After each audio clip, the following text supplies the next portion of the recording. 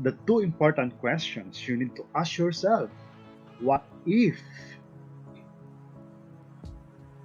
What if you die too soon? Who will take care of your family? Sino ang mag-aalaga sa pamilya mo pag maaga kang nawala?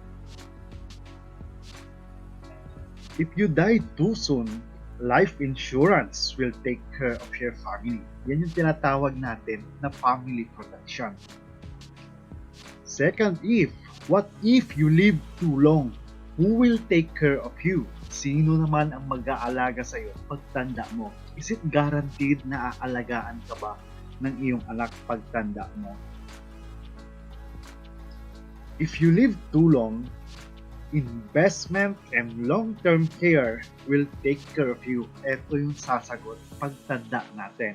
Dahil meron tayong long-term investment at long-term healthcare na mag-aalaga para sa atin. The three major financial needs. Number one, income protection or life insurance. This will protect your family if you die too soon. Second, investment. This is the answer if you live too long.